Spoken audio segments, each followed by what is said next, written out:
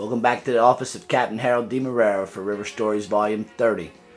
When we last left Cap, he had moved back to Greenville, Mississippi, took a job with Mr. Weathers at KGW, and take it away, Cap. Well, I mean, life couldn't have been any better than it was back then.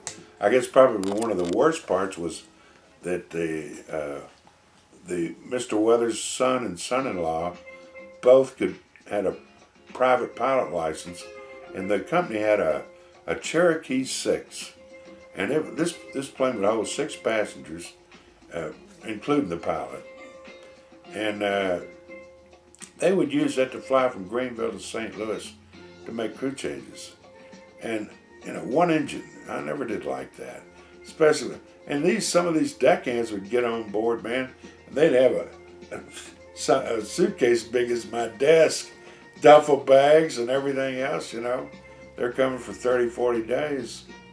So I never did like that part. I didn't like those.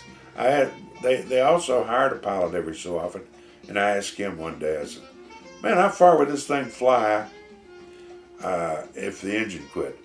He says, "You better find a place real quick, because that's how fast it'll drop."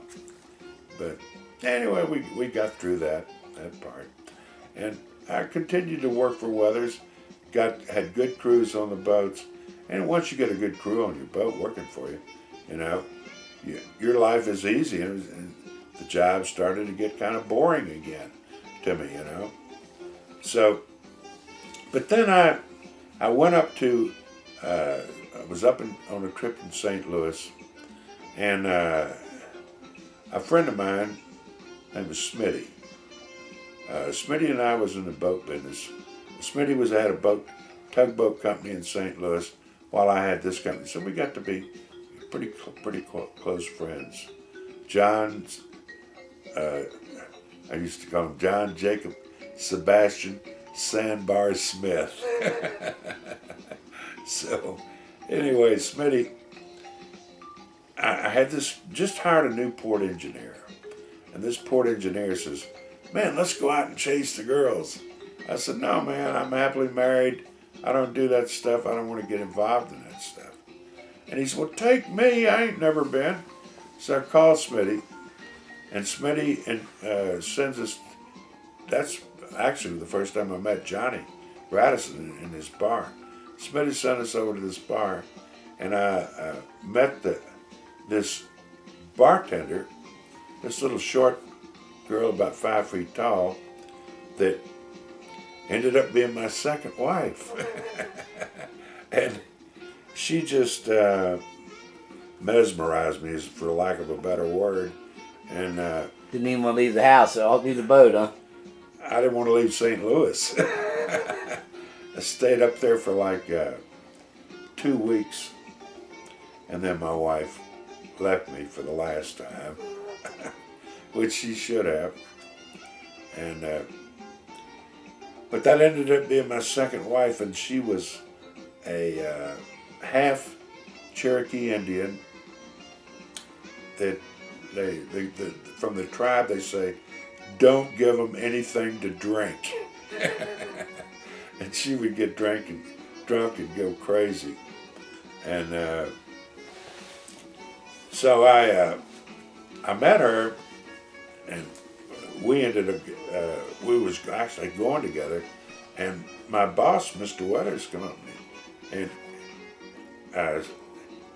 and his son at the same time, me and his son was running around, and Sonny Weathers, and Sonny was being unfaithful to his wife with a friend of my new friend. And so Mr. Weathers says, "Well, you either get rid of her, you get her out of town, go back to your wife, or, our relationship is over with." And I says, "Well, you can't tell me how to run my personal life. I'm doing a good job for you here." He said, "I don't care. You either do it or the deal's off." So I should have done it.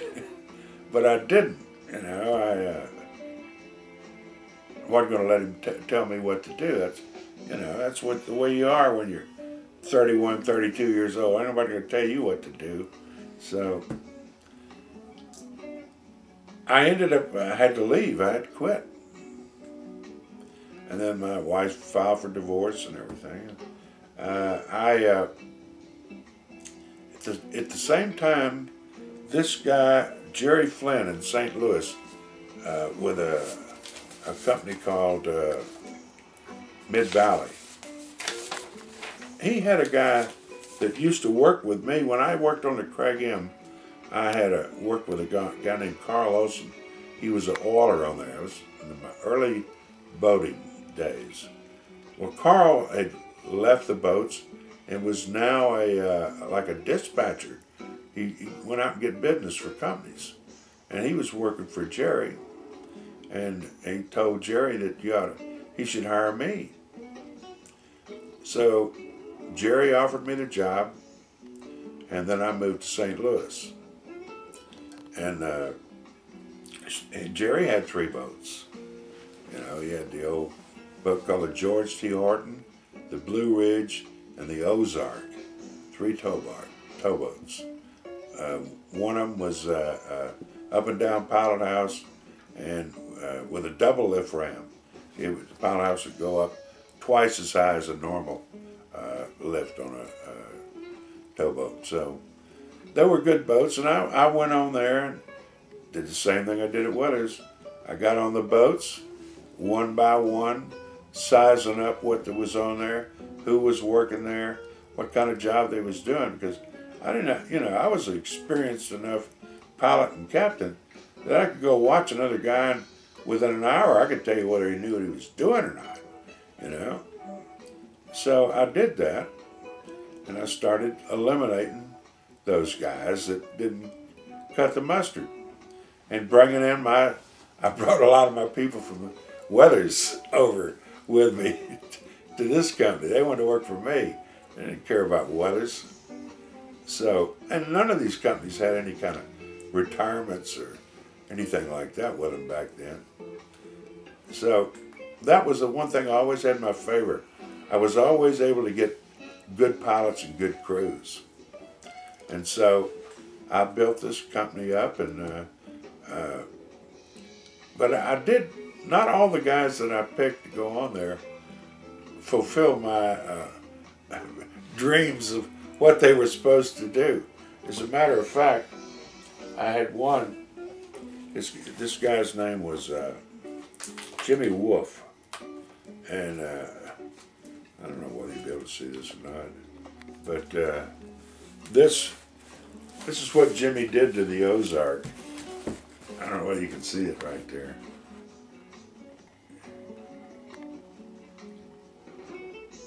And then this picture over here, it's me on the salvage.